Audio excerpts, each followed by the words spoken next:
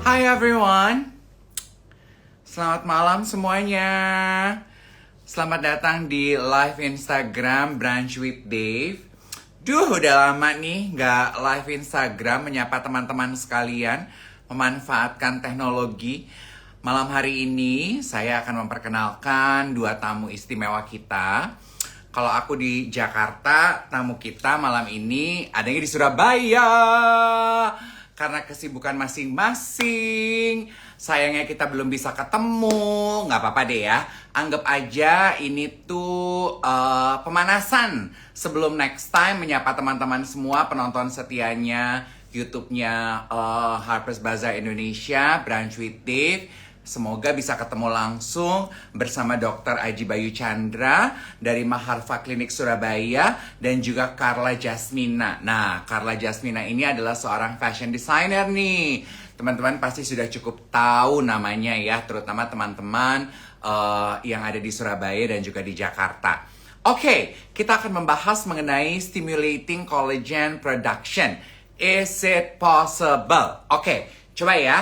Kasih aku waktu, saya akan cari dulu account dan invite account Instagramnya Dr. Aji Bayu Chandra. Wait ya, aku ketik dulu. Begitu. Invite. There we go. Hello everyone. Semuanya yang nonton di Jakarta dan Surabaya. Hai Dr. Bayu dan juga Carla. Selamat malam deh. Halo. Halo semuanya. Halo. Aduh, nggak apa-apa ya. Kita ketemunya via live Instagram dulu. Next time ketemu, kita harus ketemu offline bareng-bareng ya. Sip, ditunggu. Nih, Dr. Bayu sama Carla nih, kita traktir malam hari ini di Fasa Hotel Surabaya. Dan jadi makan di ini kan, Xiang Fu Hai kan, dokter? Yes, bener deh. Tuh, Xiang Fu Hai tuh, kalau untuk teman-teman di Surabaya, ini favorite family restaurant. Semoga menu yang kita pilihin untuk dokter berkenan ya malam hari ini sama buat Carla ya. Yes, Dave. Udah lapar. Udah gak sabar. Iya, Makan aku mau udah bocorin ngobrol. dulu ya. Aku mau bocorin dulu ya menu yang udah kita pilihin nih dari Fasa Hotel. Kita punya Swan Slayer Puff dengan minced chicken, classic tuna salad, roasted duck, oh my, braised yin yang savory glutinous rice ball, pan-seared salmon, pork horanzo, Italian black and white fried rice with Angus beef, dan dessertnya untuk dokter dan juga Carla kita udah pilihin tuh Hawaiian coconut pudding with vanilla ice cream. Oh my, heboh ya. Oke, dokter, udah pernah belum sebelumnya Dokter Bayu melakukan konsultasi kepada calon klien nggak melalui Zoom atau WhatsApp atau video call, tapi melalui Instagram Live? Udah pernah belum Dokter Bayu? This is the first time kalau konsultasi melalui Instagram Live. Dan Dave adalah orang pertama, which is we are very honored. Aku deg-degan nih, Carla, aku pinjam dulu ya Dokter Bayu ya. Pengen tahu. Boleh. Silakan. Kalau ngelihat mukanya Carla sih, aduh terawat banget tuh. Aku apa sih dokter kira-kira secara penglihatan dokter dari kasat mata dokter dari Maharva Klinik nih apa nih treatment yang bisa aku lakukan? Aku deg-degan deh. Kalau dokter bilang aku perlu filler, masa fillernya jarak jauh dok? Andai kan bisa nyuntik secara virtual ya, Dave ya. Sebenarnya kalau udah dilihat, Dave, you look good already kok. Dari segi filler, saya rasa secara kontur Dave udah bagus. Cuma mungkin fokusnya kalau kontur udah bagus, sekarang dia fokusnya adalah di skin quality. Salah satunya yang bakal kita omongin malam ini. Jadi tujuannya kita boost collagen stimulation di kulitnya Dave, sehingga kulitnya Dave itu nanti over time akan jadi jauh lebih bagus. Jadi lebih sering selfie, jadi lebih sering ngaca. Jadi lebih sering live. Collagen stimulator. Itu tuh berbeda dari filler, dok? Berbeda kali. Kalau filler itu kan dia kan suatu bahan yang isinya adalah mostly asam hyaluronat, di mana nanti ketika kita suntik, mostly kan dia akan memberikan volume atau kontur deh. Misalnya mukanya cowok, pipinya kempot, atau pelipisnya kempot, atau misalnya bawah matanya cekung sehingga mukanya kelihatan capek, atau berasa kayak hidungnya mungkin kurang mancung, dagunya kurang mancung, bibirnya kurang plump, itu adalah tugas daripada filler. Sedangkan kalau kita berbicara mengenai collagen stimulation yang nanti akan kita bahas malam ini, dia bukan untuk kontur, Dave, tapi fokusnya adalah lebih di arah memperbaiki tekstur kulit kita. Jadi kulit kita jadi lebih plump, lebih kenyal, dan wrinkle-wrinkle halus di permukaan kulitnya akan banyak sekali berkurang nanti goalnya. Jadi berbeda dengan filler. Oh, berbeda dengan filler tuh ya teman-teman ya. Oke, dan I bet Carla sebagai salah satu klientel tetap dari Maharva Clinic, dalam hal ini Dr. Bayu, sudah beberapa kali melakukan collagen stimulator treatment ya Carla? Udah berapa kali ya? Kayaknya udah yang ketiga kayaknya. Udah ketiga, berarti udah 2 tahun. Sekitar 2 tahun. Oh, efek yang paling kamu rasakan apa tuh Carla? Perubahannya? Jadi yang pertama aku tuh mulai concern masalahnya itu semakin bertambah usia itu kenapa ya kok kayaknya itu garis-garis halus itu mulai kelihatan. Jadi kayak skinnya yang sebelumnya itu nggak ada masalah apa-apa. Terus kok semakin umur semakin kok malah muncul keriput, muncul kayak garis-garis halus. Terus aku tanya sama si Dokter Bayu sih, Dokter Bayu saranin untuk melakukan collagen stimulator itu.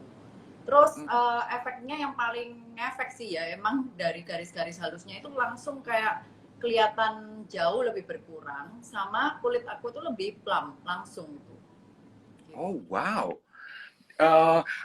Dokter, boleh cerita nggak sih buat yang menyaksikan Branch with Dave nih malam hari ini? Jadi prosedurnya itu seperti apa tuh dok?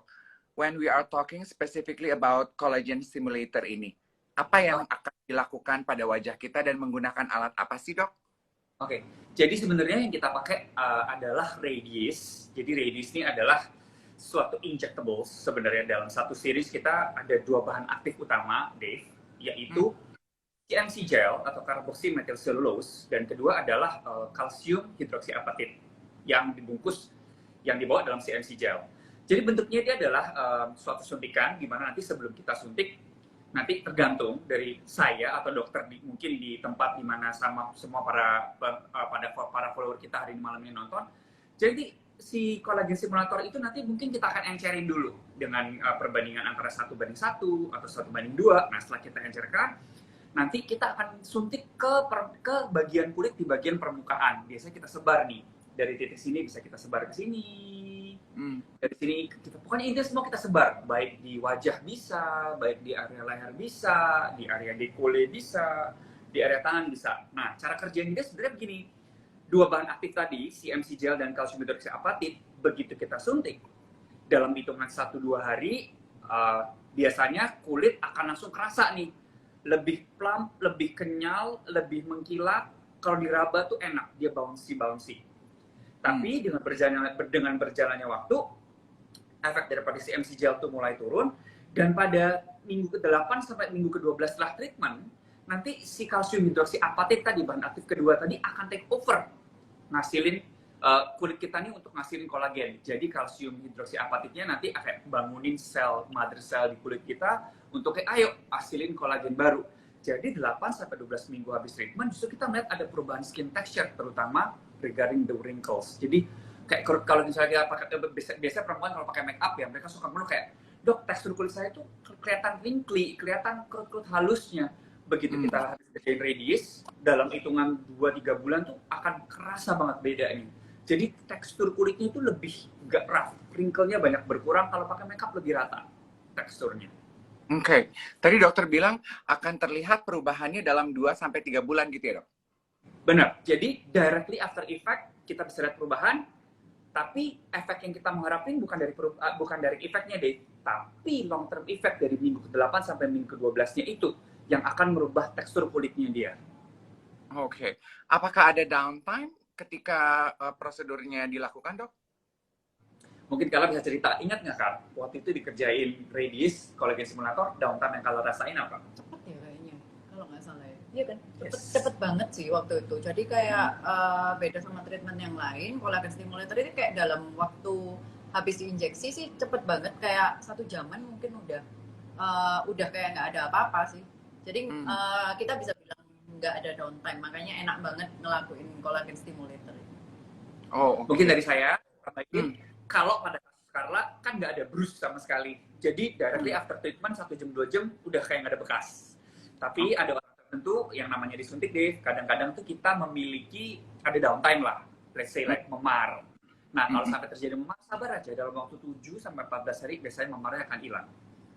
Sama kadang-kadang kalau ada beberapa orang yang bisa bereaksi, karena setiap orang reaksinya berbeda, bisa terjadi reaksi sedikit agak bengkak mukanya dalam 1-2 hari. Nggak usah khawatir, hari ketiga, hari keempat bengkaknya hilang, terus kulitnya akan mulai kerasa jauh lebih plak, jauh lebih kenyal, lebih mengkilap, kerabanya enak banget kulitnya, baunya. Oke.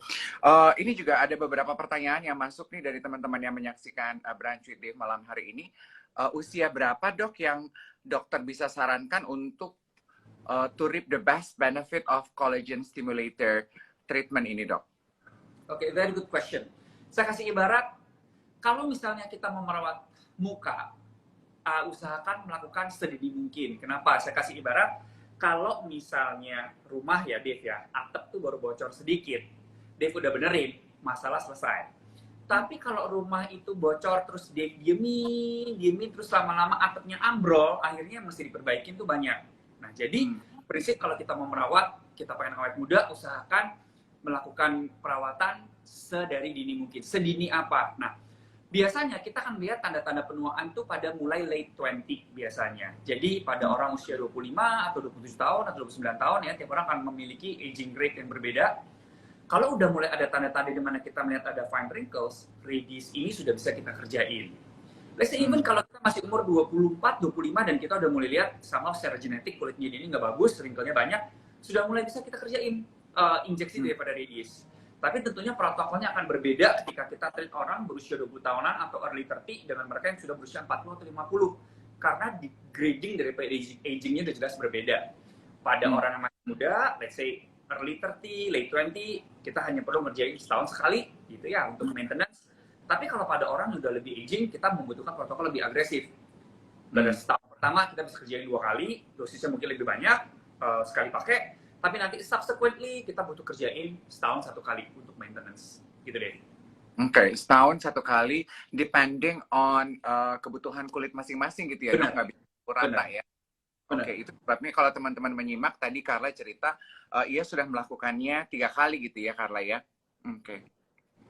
Berarti ini juga collagen stimulator ini bisa untuk semua jenis kulit dok? Menjawab pertanyaan yang nanya. Yes. Collagen stimulator bisa kita kerjakan pada semua jenis kulit. Mau kulit kering, mau kulit oily, mau kulit berminyak, mau kulit yang tendensinya sensitif, ini tetap bisa kita kerjain. Kecuali pasien ini memiliki alergi terhadap bahan aktif di dalam radies. Nah, itu lebih baik kita hindari. Tapi so far selama saya udah pakai radies sudah berapa tahun ya? I think 6 years, 7 years, saya nggak pernah ngalamin masalah alergi dengan radies sama sekali. Jadi, it's very safe. Oke. Nah, aku pengen tahu mengenai produksi kolagen nih, Dok. Kan kita pasti udah paham ya teman-teman sekalian ya, bahwa seiring dengan bertambahnya usia, produksi kolagen di badan kita itu berkurang gitu. Yang aku ingin tahu juga selain faktor usia, apakah ada faktor eksternal lain, Dok, yang membuat produksi kolagen kita tuh berkurang dan harus diperhatikan lagi? Definitely ada faktor-faktor selain daripada faktor internal. Jadi aging ini kan penyebab utamanya ada 2 faktor. Nomor 1 adalah internal factor, genetic factor. Ini adalah sesuatu yang kita nggak bisa modifikasi, Dave. Jadi ini udah bawaannya. Kalau memang dari segi keluarga genetiknya di agingnya akan cepat, ya we have to berdamai sama genetik ini. Tetapi ada faktor eksternal yang masih sangat bisa kita modifikasi. Apa itu? Nomor 1, sinar matahari. Semakin banyak kita terpapar dengan sinar matahari, UV itu ada efek jelek sama kulit, ya. Jadi kalau kita banyak berjemur nih, suka berjemur, kayak Carla ini sempat saya omelin kerjanya berjemur terus. Tapi gitu. Iya. Dia udah tobat sekarang. Makanya harus butuh collagen stimulator. Jadi semakin banyak kita kena matahari, tentunya kerut yang akan dibentuk, kulit itu akan jauh lebih cepat rusak, akan jauh lebih cepat aging. Faktor kedua, faktor makanan. Semakin banyak kita memakan makanan yang banyak oksidannya, misalnya kayak banyak pengawet lah, atau banyak zat aditif dalam makanan, highly processed foods, atau makanan-makanan yang mengandung sugar tinggi, gula tinggi, itu akan membuat kulit kita akan aging jauh lebih cepat, karena terbentuk yang namanya glycation effect pada protein pada kulit. Kemudian ketiga, stres, jelas pengaruh, ya. Kemudian keempat, olahraga, jelas banget. Kita menemukan korelasi yang sangat baik sekali kalau kita bandingin antara orang yang olahraga sama orang yang orang olahraga tendensinya akan terlihat jauh lebih muda dibandingkan yang tidak olahraga. Kecuali orang tersebut olahraga, kemudian dia mengalami fat loss yang banyak sekali, bukannya kehilangan volume, ya tentu dia akan kelihatan tua. Tapi pada hal seperti itu sangat simpel. Tinggal kita filler aja mukanya, masalah selesai. Jadi ya, terus faktor kelima jelas adalah stres. Stres itu akan mempercepat proses aging. Jadi harus bisa di-manage stresnya. Jadi yang paling penting adalah gaya hidup seimbang. Olahraga cukup, tidur cukup, stresnya di-manage, sama jangan lupa faktor eksternal ini, makanan tadi udah kita singgung, sama jangan lupa faktor eksternal yang harus diperhatikan adalah mukanya harus dirawat. Jangan sampai tunggu mukanya macam bencana alam baru mulai dirawat. Jadi do it as soon as possible. Oke. Merawat muka itu adalah bentuk responsibility diri gitu ya dok ya, noted. Aku ingin kembali sedikit, tadi kan dokter membahas mengenai faktor genetik. Kita harus ngecek tadi kata dokter, kalau keluarga genetiknya gitu memang proses agingnya lebih cepat, ya harus mulai berdamai, berarti kita harus mulai melakukan mungkin treatment collagen stimulator sedini mungkin gitu. Yang aku pengen tahu, kita tuh ngeceknya gimana sih dok kalau genetik kita memang turunannya proses agingnya lebih dahsyat dibandingin yang lain dok? Sebenarnya sekarang, cuma Dave, mohon maaf, ini bukan bidang saya, tapi sekarang sudah ada di lab-lab tertentu, di lab yang gede-gede ya, mereka memiliki pemeriksaan yang namanya nutrigenome. Jadi secara gen itu, secara genetik itu, dia akan sequencing, diperiksa agingnya dia ini seperti apa, kemudian secara genetiknya dia tuh membawa masalah apa, dia mempunyai tendensi penyakit apa, itu semua bisa kita cek. Kemudian nanti tinggal dilakukan modifikasi itu terhadap penemuan daripada masalah pada genetik tersebut, faktor internalnya tadi. Oke, berarti kalau untuk ngecek secara kasat mata aja tuh nggak bisa gitu ya dok, misalnya dibandingkan teman-teman nggak bisa gitu ya. Kok saya lebih cepat berkeriput, berarti secara genetik bisa disimpulkan bahwa keluarga gue kayaknya lebih parah nih, proses agingnya nggak bisa begitu ya dok?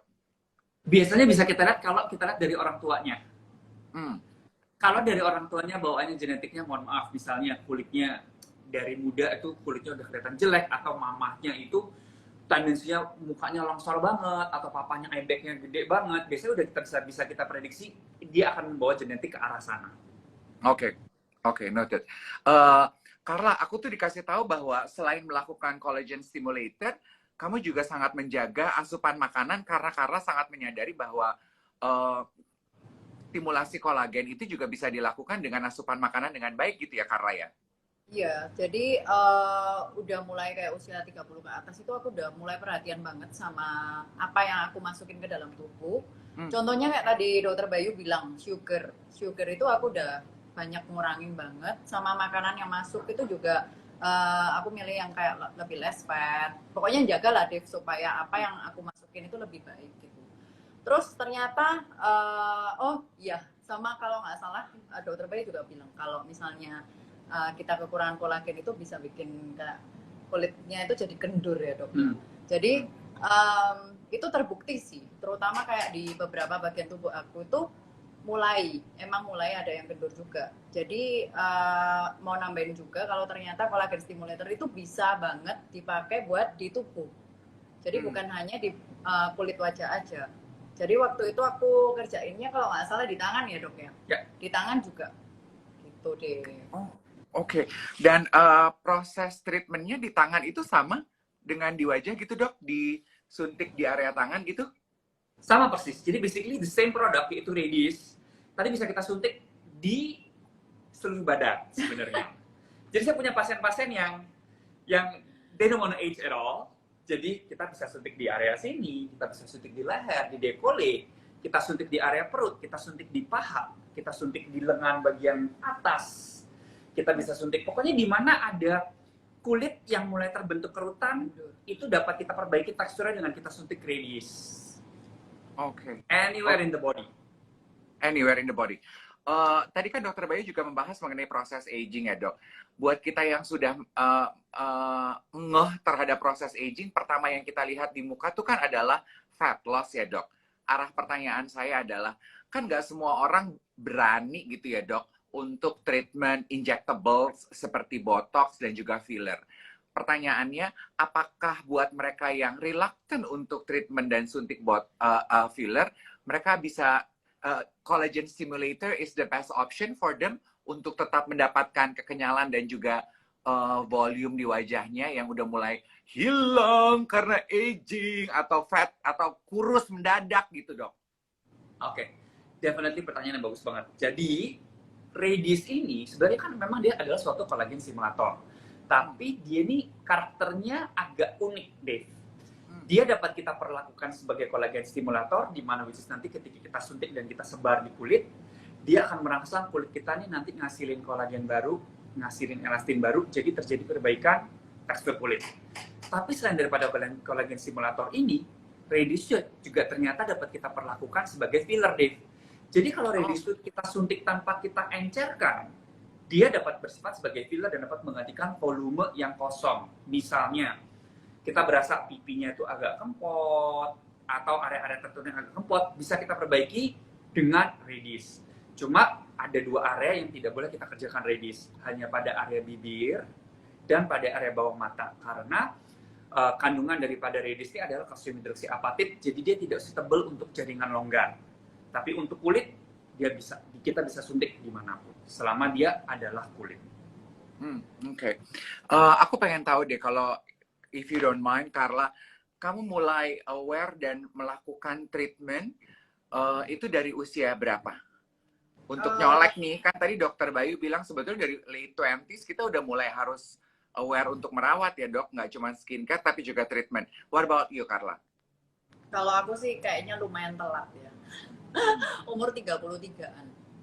Itu baru. Okay. Ya, 33 atau 32, ya sekitar segitu. Okay. Jadi agak telat. Nah, pengalaman Carla bisa jadi colekan yang menarik nih buat teman-teman ya. Pertanyaan berikutnya buat Carla adalah, apa mungkin pesan yang Carla bisa sampaikan ke teman-teman yang sedang mencoba menimbang-nimbang gitu, treatment apa yang paling tepat? Karena kan sekarang akses informasi itu udah gampang banget kan kita cari gitu. Memilih treatment yang tepat, kemudian kandungan dari treatment itu sudah menjadi poin penting gitu. Apa message yang ingin Carla sampaikan ke teman-teman? Kalau menurut aku sih, kalau bisa sih teman-teman mulai itu sedini mungkin. Kayak tadi katanya Dokter Bayu. Soalnya aku sendiri sama sih, kayak kalau zaman dulu tuh kan kayak sudah kayak takut-takut ya kalau ngomong injeksi lah, botox apa itu semua kayak tabu lah kalau zaman dulu. Beda sama zaman sekarang. Nah itu tuh efeknya itu manfaatnya banyak banget. Jadi teman-teman yang seusia aku yang belum melakukan perawatan apapun, kalau dibandingkan sama yang perawatan itu beda banget hasilnya. Jadi menurut aku sih jangan takut untuk memulai sedini mungkin, dan juga carilah dokter yang profesional sama yang kamu percaya. Jadi kayak misalnya Kak, aku nih udah stick sama Dokter Bayu udah kayak 5 tahun lebih ya, Dok ya. Thank you, Kak. Dan tetap menurut aku juga wajahku tetap bagus, tetap natural, dan yang goalnya yang paling bagus itu adalah semakin kelihatan muda dan juga kualitas kulitnya diperhatikan juga. Jadi bukan hanya memperhatikan bentuk aja supaya lebih perfect, tapi kualitas dari skin ini diperhatikan juga. Karena kalau base-nya nggak kuat, ditumpuk make up sebanyak apapun juga nggak bakalan bagus. Kembali itu ditekankan tuh teman-teman ya. Kita selama ini mungkin hanya perhatiannya pada bentuk aja gitu ya, Dok ya. Dagunya pengen begini, tulang pipinya pengen begitu, hidungnya pengen begitu. Jangan lupa juga untuk memperhatikan kondisi kulit. Itu sebabnya malam hari ini yang kita bahas adalah collagen stimulator. Dokter Bayu, aku juga pengen tahu dong, ini kan treatment injectables gitu ya, perawatan injeksi. Kan katanya ini perlu pengulangan, Dok. yang aku pengen tahu, berapa lama sih sebetulnya kita tuh perlu memberikan jeda in between treatments yang kita lakukan, Dok? Oke. Jadi untuk mengenai frekuensi daripada release, kita kembalikan ke kasusnya terlebih dahulu. Kalau kita berbicara mengenai early signs of aging, let's say like early 30, kayak Carla pertama saat umur 33, biasanya sih kita cuma perlu kerjain like once a year. Jadi once a year sebagai maintenance treatment itu cukup. Tapi kalau pada kasus di mana dia sudah aging, let's say like umur 50, umur 60, yang the best adalah kita lebih agresif deh. Kita akan mengerjakan lebih sering. Jadi tahun pertama mungkin kita akan kerjain 2 kali. Jadi kita ulang sekarang, kemudian kita ulang 6 bulan kemudian. Dan dosis yang saya pakai biasanya di praktek saya adalah saya akan memakai dosis lebih banyak. Kalau memang misalnya pada kasus seperti usia Carla, kita pakai 1 cukup. Kalau pada usia 50-60, kadang untuk atasi area wajah kita mesti pakai sampai 2 syringe. Jadi 1 dikasih di sini, 1 dikasih di sini. Kenapa begitu? Karena tentu kalau kita sudah aging, di mana kolagennya itu butuh kita bangunin cukup banyak, kita membutuhkan partikel kalsium hidroksiapatit yang juga lebih banyak untuk mengaktifkan si fibroblasnya supaya aktif lagi ngasilin kolagen. Dan patut diingat di sini tentunya kalau orang sudah aging usia 30 something sama usia 50 something, kan berbeda nih Dave masalahnya. Kalau 30 mukanya belum terlalu longsor, kulitnya masih belum terlalu jelek, ya kan, udah mulai ada fine wrinkles. Tapi kalau kita udah ngomongin usia 50-60, mukanya udah macam bencana alam, turun semua longsor. Nah, tentunya kita juga akan membutuhkan kombinasi treatment. Kita butuh ngerjain skin tightening treatments, misalnya ultrasound device yang di market yang bisa kita lihat adalah adanya Ultera, ya.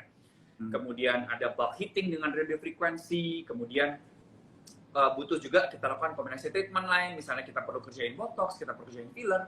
So basically we have to combine everything untuk memberikan result yang bagus, karena setiap alat, setiap mesin, dan setiap injectables fungsinya akan berbeda. Yang satu untuk skin tightening, yang satu untuk skin lifting, yang satu untuk skin quality, yang satu untuk wrinkles in motion, yang satu untuk mengatasi volume loss dan kekurangan kontur. Okay. Out of my curiosity, aku pengen tahu deh, Dok. Pasien paling muda yang dokter tangani di Maharva Clinic dan yang paling senior, usianya berapa? Kita mulai dari yang paling muda dulu, Dok. Untuk masalah apa dulu deh? Contouring? Oh iya ya. Average. Pasien paling muda yang datang ke dokter. Kalau kita ngomong soal contouring untuk zaman sekarang, surprisingly ya Dave ya, umur 16, 17 tuh biasanya sudah pada datang dan they ask for botox and fillers. Tapi untuk collagen simulator belum. Tapi patut diketahui bahwa ketika mereka belum 17 tahun, saya tidak akan mengerjakan kecuali datang dengan konsen orang tua. Jadi orang tuanya datang menemani dan agree sign untuk anaknya tersebut dilakukan treatment. Jadi memang zaman sekarang sangat berbeda. Kalau 10 tahun yang lalu kita ngerti anak-anak SMA mereka belum ngerti kayak gini-gini. Zaman sekarang karena perkembangan sosial media, let's say like Instagram, TikTok, begitu banyak influencer-influencer, semua itu merubah behavior daripada anak-anak muda zaman sekarang. Nah, untuk pasien saya yang paling tua 85 tahun yang mengerjakan treatment macam-macam. Oke. Jadi memang rasa percaya diri, merawat diri itu ageless ya Dok ya. Tidak ada batasan usia ya Dok ya. Selama tingkat apresiasi dirinya masih baik, why not gitu tuh. 80 aja masih sibuk merawat diri. Kita yang masih 30, 40 tapi malas-malasan tapi berharap kulitnya kayak Carla tapi nggak pernah melakukan apa-apa. Ya opore ya. Aku juga pengen tahu ini dong Dok, ini kan kita mau tutup tahun 2023 nih ya. As we know bahwa dunia kecantikan itu kan juga mengenal tren. Kira-kira untuk tahun 2023 nanti, apa sih tren treatment kulit atau appearance kulit yang akan kita lihat nanti Dok? Menurut saya dari tahun ke tahun selalu sama. Orang suka trennya adalah kulit yang sehat, yang flawless, di mana mereka nggak harus memakai make up tebal untuk nutupin flaw-nya. Jadi tendensinya kita lihat di lately udah dari tahun 2020-an something, begitu skin quality treatment itu berkembang banget, kita banyak banget dapat pasien berharap kulitnya ini tanpa dia harus pakai make up sudah kelihatan bagus. Jadi bangun tidur kulitnya kelihatan bagus, keluar rumah mereka nggak perlu heavy make up, cuma sunblockan aja sudah pede keluar. Soalnya dulu sebelum kita mengenal skin quality treatment ya Dave, orang mau keluar rumah, terutama perempuan ya, mereka mau keluar rumah tuh suka nutupin mukanya tuh pakai foundation tebel atau any kind of coverings lah untuk nutupin skin texture-nya mereka. Tetapi dengan berkembang skin quality treatments, kita melihat perubahan yang signifikan banget, di mana saya selalu mendapat respon dari pasien-pasien yang ngerjain skin quality, betapa mereka suka lihat kulitnya. Jadi somehow ketika mereka lihat kulitnya tuh flawless, mereka bete, begitu mereka selfie, betenya hilang. Begitu ngaca, betenya hilang. Pokoknya kalau lihat mukanya jelek, blurek kulitnya biasanya jadi ikutan tambah bete deh. Cewek gitu biasanya. Setuju ya teman-teman yang lihat muka butek tuh mood seharian jadi butek gitu. Erika nanya, kok dokter sama Carla nggak makan-makan? Iya nih, abis aku rentetan pertanyaannya. Heboh banget dia gimana mau makan. Aduh jahat deh si Dave nih. Ngajak makan bareng tapi ngobrol mulu ya. Mas Iwet tuh ya. Mas Iwet juga lagi senang merawat diri tuh. Dokter, aku pengen tahu dong. Saat dokter berkonsultasi dengan klien, ketika mereka pertama kali bertemu dengan dokter, pasti kan setiap orang punya terutama buat orang yang belum pernah melakukan treatment apa-apa ya dok. Pasti kan mereka punya sejuta keinginan. Aku pengen tahu proses layers of question seperti apa yang dokter lakukan untuk mengetahui which treatment goes first for that particular person. A very good question nih. Jadi begini. Ketika pasien, kalau misalnya pasien tersebut sudah sering datang ke klinik, basically they know what they want. Tapi buat first timer, virgin dan tanda kutip, apalagi mereka yang suka baca hoax di internet, jangan mau botox nanti mukanya semua jadi melongsor nggak keruan, jangan filler nanti mukanya jadi serem. Nah, biasanya mereka datang ke kita tuh dengan begitu banyak pertanyaan. Biasanya pada saat proses konsultasi, kita langsung bagi pasien ke dua arah utama. Pertama adalah, yang jadi concern adalah apa? Apakah kamu terlihat capek, terlihat tua, terlihat saggy, terlihat sedih, terlihat nggak fresh mukanya? Kamu atau apakah kamu terlihat mukanya ini terlihat nggak cantik atau nggak ganteng? Ya, karena frankly speaking, 20% pasien kita sekarang facial contouring adalah cowok. Jadi ini bukan hal yang tabu lagi buat cowok. Ya, jadi mereka udah biasa untuk ngerjain skin tightening, botox, filler. Nah, ini grup pertama, di mana fokus utamanya dia adalah they want to look young, they want to look defined, they want to look contour. Oke? Nah, grup pasien kedua adalah mereka yang fokus utamanya adalah skin. Jadi ada tipe pasien yang datang nggak mau dikerjain konturnya, they love their contour already, tapi mereka nggak suka kulitnya. Either they have pigmentation problems, atau dia punya skin texture kurang baik, atau kulitnya nggak hidup. Jadi kulitnya itu terlihat kusem, dia ngaca tuh dia nggak pernah suka lihat kulitnya. Jadi ini adalah tipe kedua, yaitu skin quality patients. Jadi ada dua tipe utama, Dave. Mereka yang cari kontur sama mereka yang cari skin quality, dan ada pasien yang they want both everything. Oke. Jadi dari proses kita bicara baru nanti akan saya arahkan.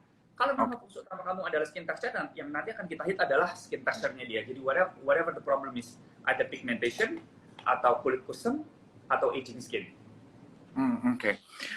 Dan itu tidak dibatasi oleh usia ya dok, berarti berdasarkan kebutuhan dan juga keinginan gitu ya dok ya. Bener deh. Oke. Ada yang tadi nanya dok, kalau makanan yang bisa membangkitkan kolagen tuh apa dok? Makanan yang bisa membangkitkan kolagen ya tentunya makanan-makanan yang banyak mengandung multivitamin dan amino acids sama nutritious value, yang nutritious value-nya tinggi. Misalnya seperti apa? Let's say kita sama-sama punya makanan dengan nilai kalori 600. Tapi jangan bandingkan kita makan french fries 600 kalori akan memberikan efek yang sama dengan kita makan whole meal yang sifatnya adalah 600 kalori. Whole meal ini apa sih? Makanan yang seimbang terdiri dari serat, kemudian protein, good fat, low in sugar. Jadi makanan berkualitas. Jadi yang harus kita perhatikan adalah the quality of the food. Jadi jangan berpikir bahwa makan french fries 600 kalori itu end up-nya akan sama seperti kita makan makanan whole meal yang 600 kalori. It's totally different. Karena ketika makanan tersebut masuk ke dalam tubuh kita, dia akan mencetuskan respon kimia yang sangat berbeda dalam tubuh kita. Kita makan 600 kalori french fries, atau kita makan 600 kalori yang isi adalah pancake dan ice cream, di mana mostly contain adalah sugar. Yang terjadi adalah dia akan spike insulin, kemudian dia akan menyebabkan rentetan proses glikasi dalam tanda kutip di sel-sel tubuh kita dan akan menyebabkan sel tubuh kita akan aging lebih cepat. Tetapi ketika kita justru makan makanan yang nutritious value-nya bagus, ketika dia masuk, spike insulinnya tidak terlalu tinggi, tapi justru zat gizi yang baik yang masuk dan dia akan menutrisi sel tubuh kita. Jadi proses aging-nya lebih lambat. Oke. Dokter, saat ini kan kita juga mengenal suplemen kolagen lah, bubuk kolagen lah, gitu. Tuh ada yang nanya, does it really work? Is it necessary? Oke, to be honest, buat saya untuk kolagen drink adalah suatu hal yang masih abu-abu. Kita masih butuh melakukan banyak research lebih lanjut. Apakah kolagen ini yang kita minum benar-benar efektif apa enggak? Karena logikanya, Dave, untuk kolagen dalam bentuk bubuk, bukan berarti saya against kolagen dalam bentuk bubuk, tapi kolagen dalam bentuk bubuk itu kan suatu yang ketika kita minum, dia harus melewati usus kita untuk diserap. Sedangkan untuk proses penyerapan itu, molekul itu harus dipecah jadi kecil-kecil sekali baru bisa diserap sama tubuh kita. Nah, saya belum menemukan research yang benar-benar bisa membuktikan bahwa kolagen itu dapat diserap dan dia dapat lari ke kulit menghasilkan kolagen baru. Oke. Terakhir mengenai kolagen, mungkin nggak kita tuh kelebihan produksi kolagen, katanya gitu. Mungkin kali kebayangnya gitu ya teman-teman yang nonton, oh makanannya udah kejaga banget, udah treatment kolagen stimulator, nggak kena matahari, olahraga baik, apa-apa. Aduh nanti aku kelebihan nih dok, kolagennya takut juga, kurang takut, kelebihan takut. Ada nggak sih dok kelebihan kolagen tuh? Kalau untuk kelebihan kolagen secara normal, bisa terjadi kalau kita overzealous dengan treatment. Let's say misalnya, dia suka nih sama Redis, bulan depan dia minta diulang Redis, bulan depan dia minta diulang Redis, sampai 1 tahun itu kita kerjain beberapa kali Redis pada hari yang sama. Tentunya deh, sesuatu yang too much tidak akan jadi bagus. Ya, jadi kita harus bisa tahu when to stop. Ya. Kemudian kedua, memang ada kondisi medis tertentu di mana mungkin kolagennya itu dia berlebihan dan menimbulkan kelainan pada kulit. Tapi pada kasus seperti itu adalah bidang daripada spesialis kulit dan kelamin yang menjelaskan. Jadi ada penyakit tertentu memang di mana tubuhnya dia tuh secara tidak normal menghasilkan kolagen berlebihan.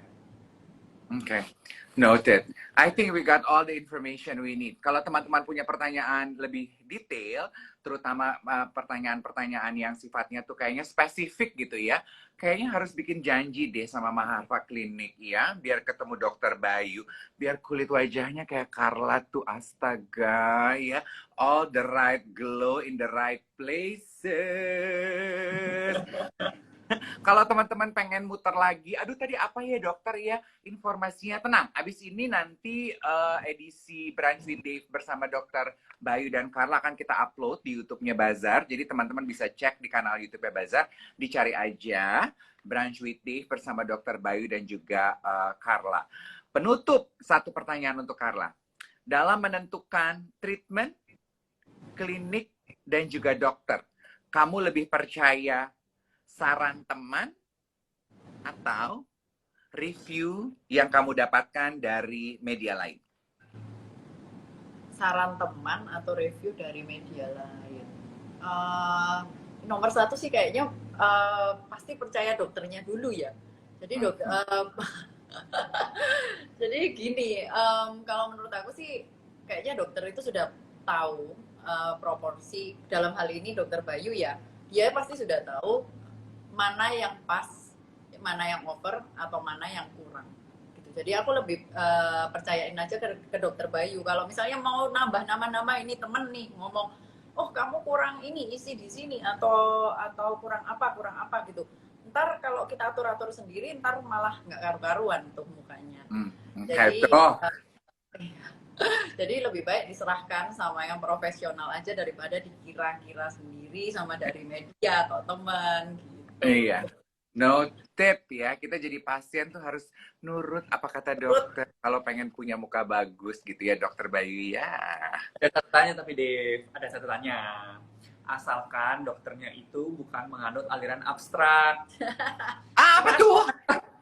Ada yang alirannya abstrak itu ada. Jadi hati-hati. Pastikan kalau kita mau melakukan sesuatu, temukan dokter yang mana kita bisa trust dan ya nurut sama dokternya asal alirannya nggak abstrak gitu aja. Oke. Sip. Kalau gitu thank you so much Carla dan Dr. Bayu for this short but intense and insightful chat. Aku buru-buru tutup obrolan kita live Instagram kita supaya Dr. Bayu sama Carla bisa menikmati hidangan makan malam yang udah disajikan tapi tak disentuh dari tadi. Gak apa-apa, seru kok Dev kita ngobrol. Terlalu cakep makanannya. Sampai Oh pagi my juga bisa. god. Cakep banget. The Thank you. cutest. Aduh, next time kita ke Surabaya atau dokter atau Carla ke Jakarta kita harus ketemu ya. Oke Dev. Oke. Please be well. Teman-teman sekalian, thank you so much for this beautiful evening. I'll see you on another episode. Good night everyone. Bye-bye semua. Bye. Thank you, Thank you, Doc, Carla. Bye-bye. Bye.